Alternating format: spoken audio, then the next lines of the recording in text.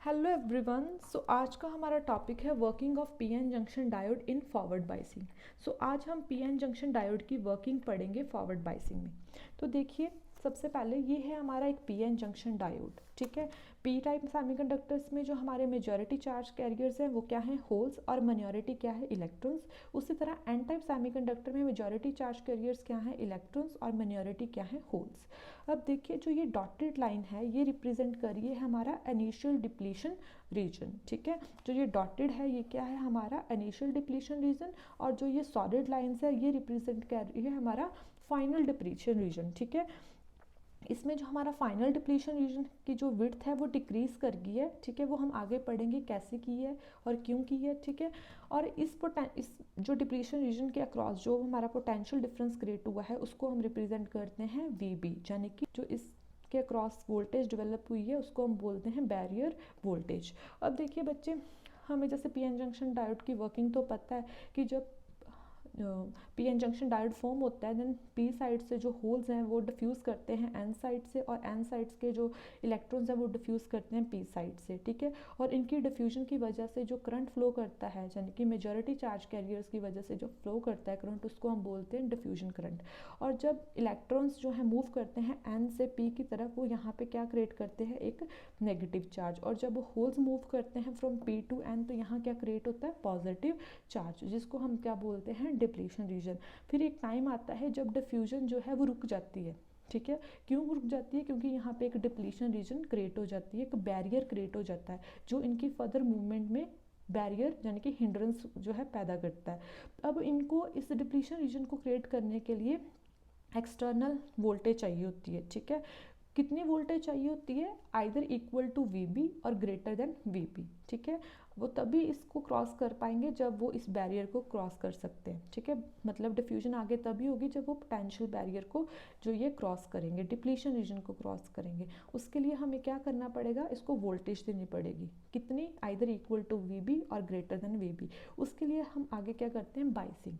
और अब हम कौन सी बाइसिंग करने जा रहे हैं, फॉरवर्ड बाइसिंग। ठीक है, फॉरवर्ड बाइसिंग में हमने लास्ट लेक्चर में पढ़ा था क्या होता है कि जो पी टाइप सेमीकंडक्टर होता है उसको हम कनेक्ट करते हैं higher potential of the battery, that is positive terminal of the battery, और एन को कनेक्ट करते हैं किससे, lower potential of the battery, that is negative terminal of the battery.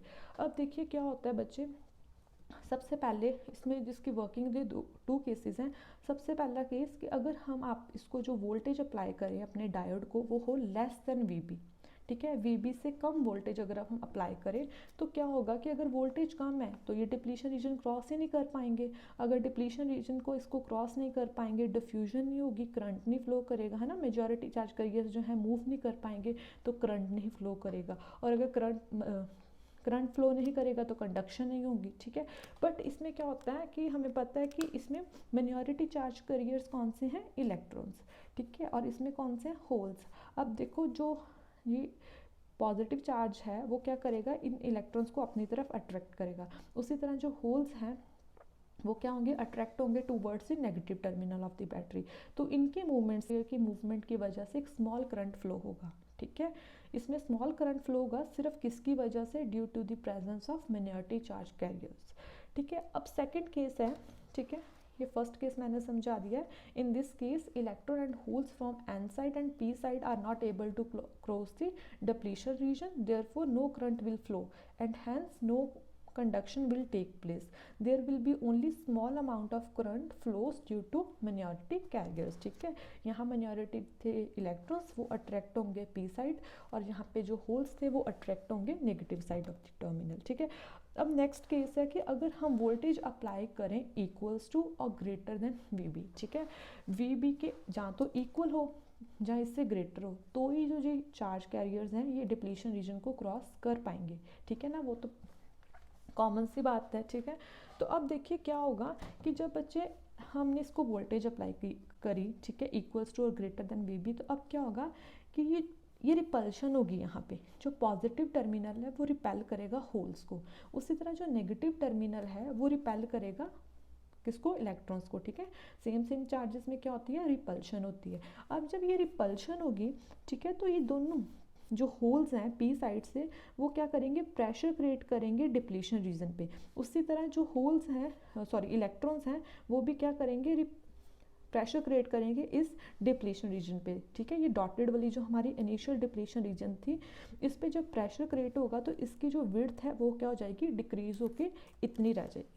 ठीक है, जो सॉलिड लाइन से ड्रॉ की गई है डिप्लीशन रीजन, ये है इसकी फाइनल डिप्लीशन रीजन। ठीक है, ये आपको पता लग गया अब क्यों डिप्लीशन रीजन क्रिएट होगी, क्योंकि रिपल्शन की वजह से इस डिप्लीशन रीजन पे प्रेशर क्रिएट होगा, और जो प्रेशर क्रिएट होगा तो इसकी ऑब्वियस की जो विड्थ है वो क्या कर जाएगी, डिक्रीज कर जाएगी।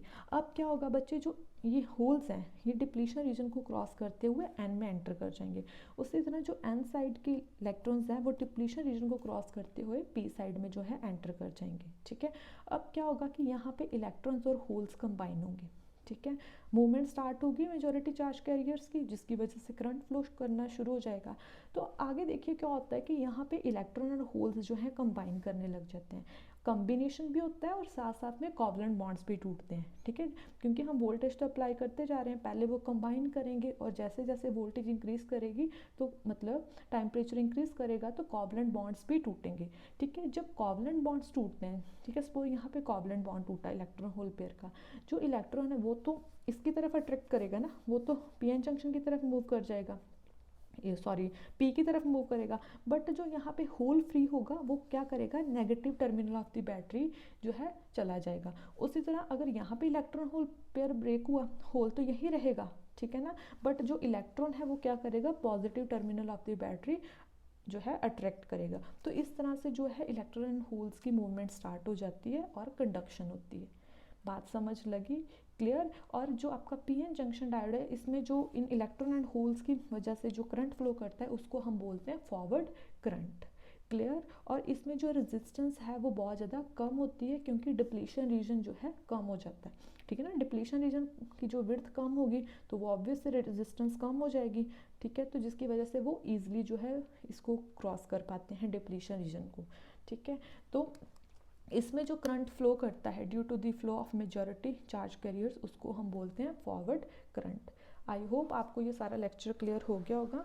ठीक है, जैसे ये था कि when V is greater than VB, तो इसमें क्या होता है, विड्थ जो होती है डिप्लीशन रीजन की डिक्रीज कर जाती है। Then holes from P side and electrons from N side are able to cross the depletion region, और जब वो डिप्लीशन रीजन को क्रॉस करते हैं then electron and holes combine with each other. ठीक है, कंबाइन करते हैं, और जब कंबाइन करते हैं तो उसके साथ साथ कोवलेंट बॉन्ड ब्रेक होता है, जिसकी वजह से जो इलेक्ट्रॉन है वो एंटर कर जाते हैं positive terminal of the battery और होल्स मूव करते हैं टूवर्ड द पीएन जंक्शन। ठीक है ना, यही लिखा है। ठीक है, यहाँ पे जो इलेक्ट्रॉन फ्री होगा तो वो तो एंटर कर जाएगा P side of the terminal, और जो होल है वो किधर जाएगा, एन की तरफ। इस तरह ये होल प्रोसेस जो है चलता रहता है और फॉरवर्ड करंट जो है इसमें फ्लो होता है।